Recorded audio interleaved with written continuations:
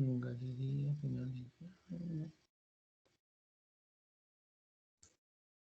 entonces, rotar por la parte de digestivo sin haber hecho semiología general es algo totalmente nuevo. Porque los alumnos tenían que venir sabiendo examinar a un paciente, sabiendo interrogar a un paciente y para hacer ya la parte de digestivo.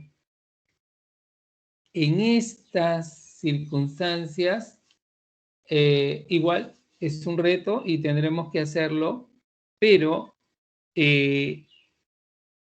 necesitamos hacerles un repaso muy rápido de lo que significa evaluar un paciente, hacer una historia clínica. En primer lugar, la formación. Yo soy médico internista, tengo 40 años por lo menos. Este es el año número 41 en el hospital Rebagliati, el hospital más grande del Perú, donde trabajan 7.000 personas, entre profesionales, enfermeras, de todo, y todo el equipo de salud y todo el equipo administrativo. He tenido la oportunidad de ser director en el hospital y en otros hospitales y de formar grado también y mi posgrado. Nosotros tenemos que saber, o sea, para ser digestivo debemos entender que el paciente no viene con un cartelito de un problema digestivo. El paciente es una unidad, es alma, espíritu, mente, cuerpo, etc. Es todo un complejo que debemos verlo integralmente, en donde hasta su cultura tiene que ver con la forma como lo vamos a tratar. Su cosmovisión tiene importancia dentro de su salud. Su religión tiene importancia en la salud. Su lenguaje tiene importancia en la salud. Dónde nació tiene importancia en su salud, etc. ¿Correcto? Entonces, nuestro paciente siempre lo debemos de ver como ese todo, como es integralmente. O sea, el paciente no es un hígado, no es un apéndice, no es un riñón, no. El paciente es todo. Entonces, no podemos pasar rápidamente a decirles hagan un examen de digestivo o aprendan a examinar el hígado o aprendan a examinar el vaso si ustedes no saben hacer una historia. Van a tener una rotación en la que se van a dedicar solo a la semiología general. Pero semiología general van a hacer toda la vida, en todas las especialidades. Doctor, así sean especialistas. ¿Me escuchan? Doctor, disculpe, sí, su diapositiva no se logra ver. Espérese. No se ve diapositiva. Es decir, se ve en blanco. Ahí recién están apareciendo las letras. Ah, ya. Espérese un ratito.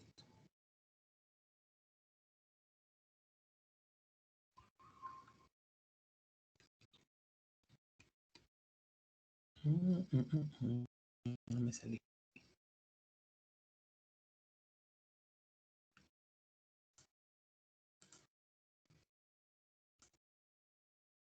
Bueno, entonces, como les digo, el esquema conceptual es que todo tiene que estar en una historia clínica. O sea, todo lo que hacemos con el paciente se registra en una historia clínica. La historia clínica es el documento más importante para manejar a un paciente.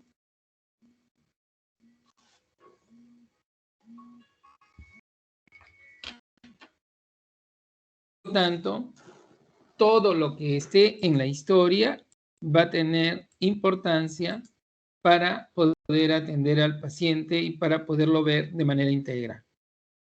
O sea, este documento es clave y tienen que entenderlo y tienen que valorarlo.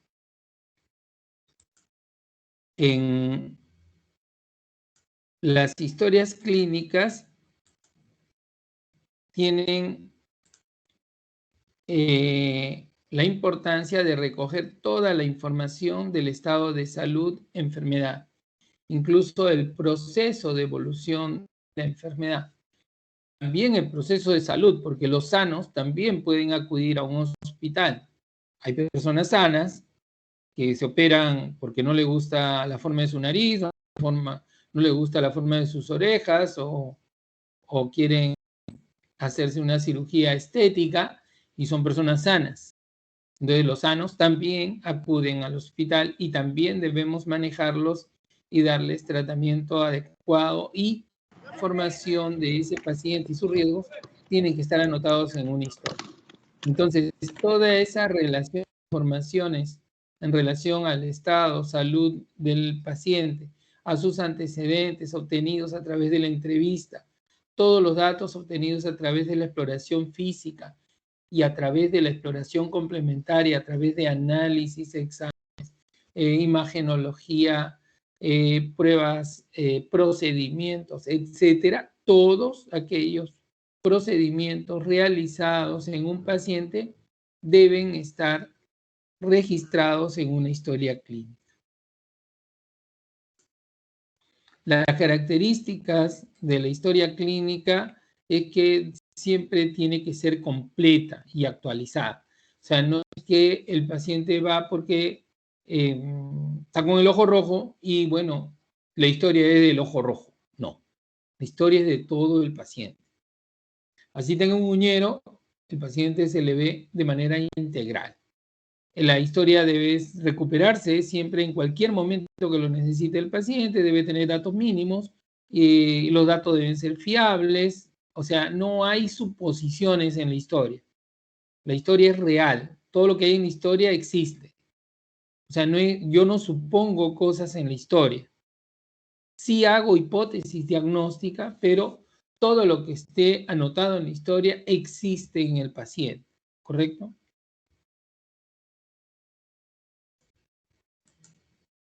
Tiene una función, la historia asistencial, toda la actividad asistencial queda registrada en la historia, tiene una función en la investigación clínica, epidemiológica. Yo no puedo hacer un estudio de una vacuna si no hago una investigación y no lo anoto en una historia. Tiene una base médico-legal. Si hay un problema de un juicio, el juez pide que inmovilicen y lacren la historia para evaluar todo lo que he registrado ahí, si que creen que hay un delito, una mala práctica o algo por el estilo. También nos permite planificar en gestión sanitaria, hacer salud pública. Todo eso nos permite una historia clínica. Y es una carpeta, pues, en donde se identifica, permite hacer estadísticas. Y hay dos partes fundamentales de la historia: la anamnesis y la exploración clínica. Aparte de eso, hay una hoja de evolución, una hoja de órdenes, una hoja de informes, hojas de interconsultas, informes exploratorios, informes de clínicos de alta, boletas, etc. En la atención primaria es diferente de la atención especializada en hospitales. En eso no nos vamos a meter. Siempre las historias se guardan en un archivo central. Tampoco nos vamos a meter en eso. Hay historias clínicas hechas a mano, que siempre las podemos hacer, y hay historias clínicas hechas de manera electrónica. Y el que habla ha tenido la oportunidad de desarrollar una historia electrónica hace unos 11 años o 12 años, que actualmente se está usando en el Hospital Rebagliati, por lo menos. Yo creo que por lo menos ese es lo mínimo que podría decirles de la historia clínica en general, pero deberíamos ver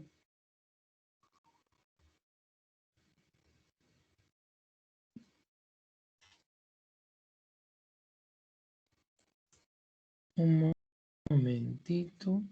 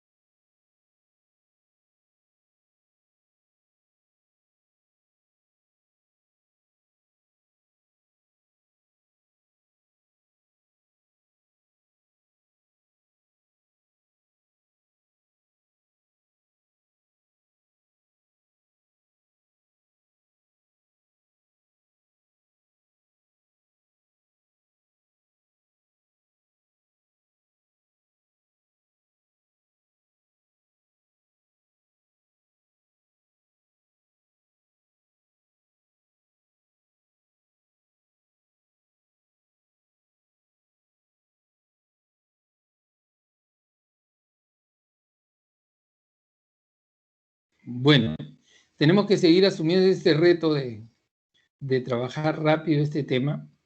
El objetivo, pues, como le digo, es adquirir información acerca de los pacientes o de las personas, estén sanas o enfermas, y sobre todo de aquellos que necesitan una atención médica. La historia clínica tiene dos partes importantes: la anamnesis y la exploración física o examen clínico. Jamás debemos ir al examen físico sin haber hecho la anamnesis. O sea, la anamnesis es el interrogatorio en donde nos informamos de qué pasa con el paciente. Y luego de hacer una buena anamnesis y una buena exploración, nosotros ya tenemos probablemente un diagnóstico para el paciente.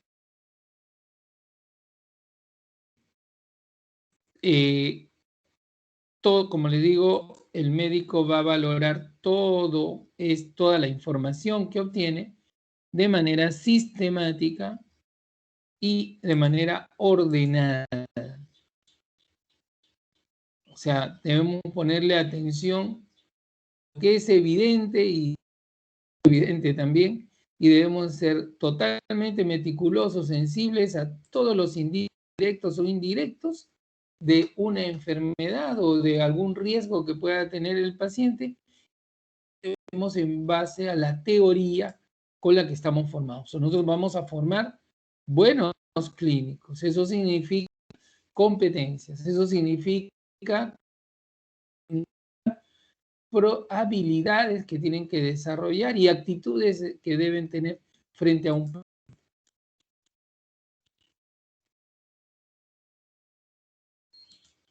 viene de anamnesis, viene de lo que significa recuerdo, reminiscencia, memoria, acto de volver a la memoria ideas u objetos olvidados, etc.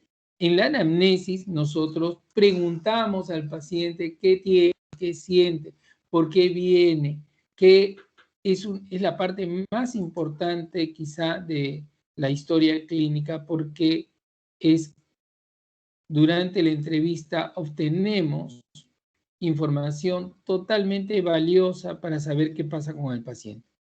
Es toda una conversación con un propósito, con el propósito fundamental de cuidar el bienestar del individuo.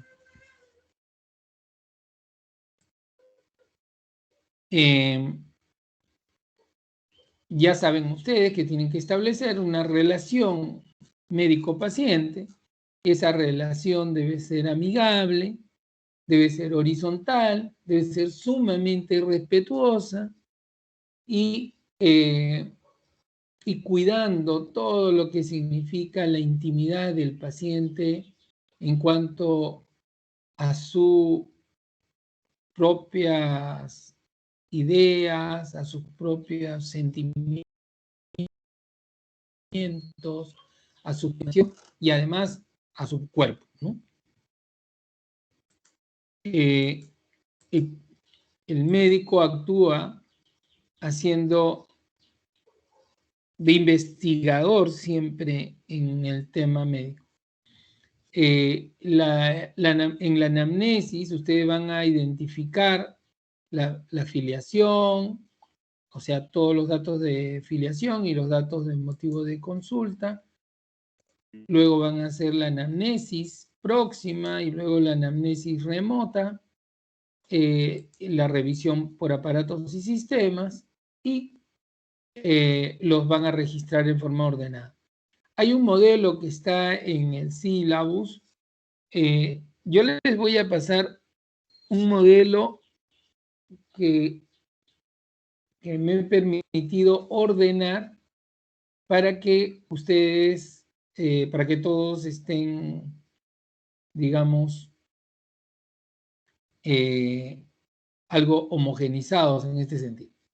En los datos de filiación se ponen los datos de identificación: el nombre del paciente, la edad, el sexo, la raza, la ocupación, el estado civil, la fecha de referencia, fecha y hora, su dirección, su lugar de nacimiento, su procedencia, su religión, su dirección, etc. Son datos que nos van a servir para tener totalmente identificado al paciente. Tenemos que registrar el motivo de la consulta, o sea, una descripción muy rápida, muy breve, del motivo por el cual busca asistencia de salud. Que muchas veces el motivo por el cual el paciente busca la asistencia no coincide con lo que verdaderamente tiene. El paciente puede creer, puede venir por algo, por decir, por cefalea, por dolor de cabeza, y quiere que se le calme su dolor de cabeza nada más, pero el paciente puede tener un tumor cerebral, un aneurisma cerebral, un infarto cerebral, etc. ¿No? O sea, para cada cosa por la cual puede venir el paciente, para él puede ser algo sencillo y no ser así, tener algo muy grave, o él creer que tiene algo muy grave y ser algo sumamente sencillo. Para eso estamos los médicos. Algunos incluyen la duración de los problemas que tiene el paciente. Hay pacientes que vienen sanos a un chequeo y nosotros tenemos que entrevistarlos y preguntarles estos datos que son importantes. Preguntamos detalles acerca de la enfermedad al motivo de la consulta y orientamos al paciente para que ordene también sus ideas. A veces el paciente habla mucho y no nos permite centrar la entrevista. En esos casos lo vamos guiando. Los datos positivos son importantes, pero los negativos también tienen importancia. Si el paciente tiene fiebre, me interesa también si el paciente tiene diaforesis, o sea, si hay sudoración, me interesa si tiene escalofrío, me interesa cómo evoluciona la fiebre, etc. Me interesa también saber cómo está el paciente desde el punto de vista anímico, cómo se siente, sus sentimientos respecto a lo que le pasa. Debemos también evaluar qué medicamentos recibe el paciente. Entonces, nos vamos a centrar en la enfermedad actual y en la enfermedad actual debemos describir el tiempo de enfermedad, la forma de inicio de la enfermedad, si es brusco o insidioso, los signos y síntomas principales y la evolución de sus síntomas. Y luego de todo eso hacemos un relato cronológico. Debemos hablar del inicio de las molestias, dónde se localizan, la duración, las características, los factores que agravan la enfermedad, los factores que la alivian, el tiempo que tiene la enfermedad, la severidad que tiene la enfermedad, o el dolor o la molestia que tienen, qué factores precipitan. Si el paciente viene por dolor, ¿qué precipita el dolor?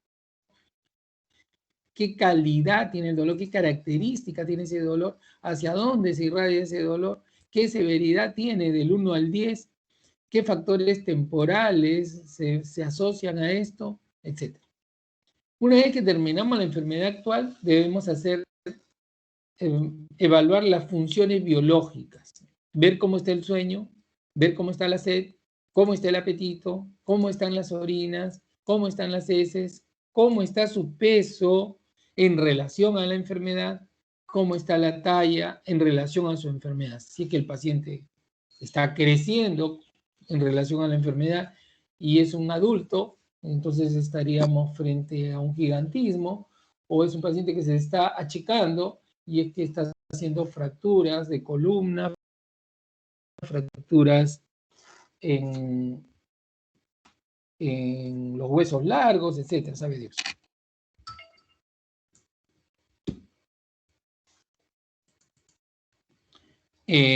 Debemos, una vez que acabamos toda la enfermedad actual del paciente, debemos hacer una revisión anamnésica por aparatos y sistemas, ver qué síntomas generales tienes ahí en su alimentación, qué alteraciones en la piel, en la cabeza, y cuello, en el aparato endocrino, a nivel cardiovascular, pulmonar, gastrointestinal, genitourinario, en el sistema nervioso, en el sistema linfático, etc. Todo debemos evaluar y luego ver qué antecedentes tiene, qué antecedente patológico, qué antecedente gineco-obstétrico si es una mujer, qué hábitos tiene el paciente, qué medicamentos suele usar el paciente, si tiene alergias a algún tipo de medicamentos, evaluar los temas sociales, los temas familiares, las inmunizaciones en esta época, si tienen o no tienen vacuna contra COVID y otras vacunas, sus antecedentes fisiológicos, cómo nació, si nació en parto puro, en un parto prolongado, con ruptura de membrana, o en un parto con cesárea, etc. Los antecedentes patológicos debemos evaluarlos, sobre todo los positivos, y de manera cronológica, enfermedades antes del nacimiento, las neonatales, las de la infancia, las enfermedades virales, infecciosas, parasitarias, todas las enfermedades que puedan haber tenido la persona de manera evolutiva y ordenada. Y también algunos datos negativos de las cosas que no ha tenido el paciente, que también es importante, ¿no? Los antecedentes ginecobstétricos, en las mujeres nos interesa su menarquia, la fecha de la primera regla, la característica de su regla, si sus reglas son muy abundantes, si son regulares, si son irregulares, si no regla, etc. Y si ha habido gestaciones, y si ha habido abortos, si han presentado algún parto prematuro, algún niño muerto, o cuántos hijos nacidos vivos o a término tiene la mujer, etc. Revisar los hábitos, ¿no? En relación a hábitos que sean positivos y negativos, pues entre sus hábitos un deportista, un individuo, pero también pueden haber hábitos nocivos como el tabaco, el alcohol, el café, las drogas, el alcohol, el uso de fármacos de manera pasada en los recientes y actuales, y la reacción que tienen de acuerdo a las dosis, si ha tenido alergias alimentarias, ambientales o a medicamentos, los datos sociales, ¿no? De infancia, hogar, ambiente, ocupación, ingresos, viajes, etc. Todos estos datos debemos sacar, luego sacar los antecedentes familiares, si hay enfermedades hereditarias, familiares, a veces hay diabetes, obesidad, cáncer heredofamiliar, etcétera, u otras enfermedades heredofamiliares degenerativas, o enfermedades incluso neoplásicas que se comparten. También aquellas enfermedades infecciosas que es fácil contagiar en la familia, como las enfermedades virales, la tuberculosis, el COVID, etc. Las inmunizaciones, a ver qué inmunizaciones recibió el paciente desde la niñez hasta la actualidad, y hay que describir cada una de ellas.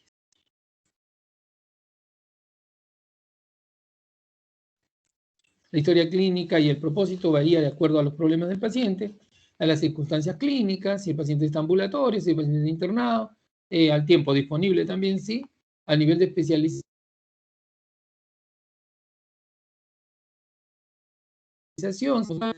médica, o en un policlínico, o si es una atención secundaria, o si es un paciente ya referido a un centro especializado.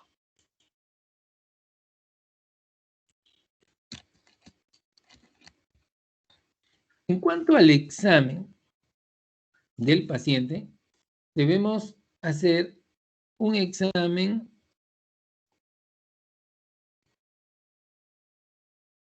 de todos sus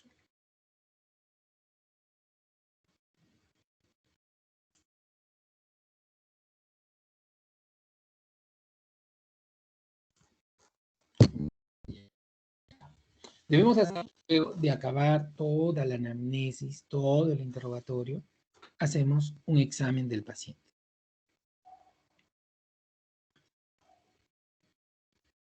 Y el examen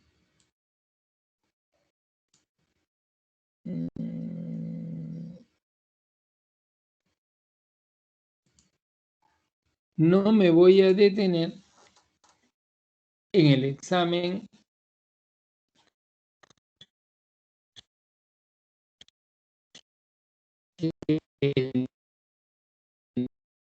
general, todo eso van a hacer en una rotación.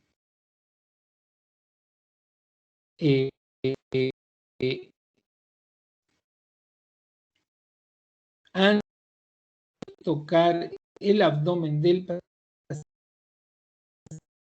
paciente, hagan unas funciones vitales y luego que tienen que evaluar funciones vitales, evaluar cómo está el estado general del paciente, cómo está su hidratación, cómo está su nutrición,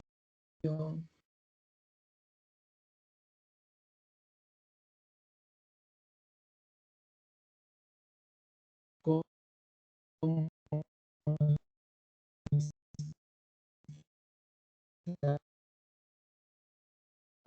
está su estado.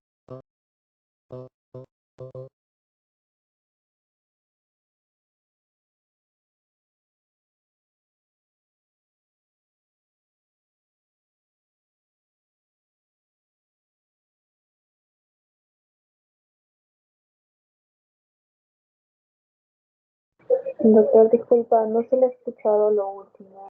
Se han recortado.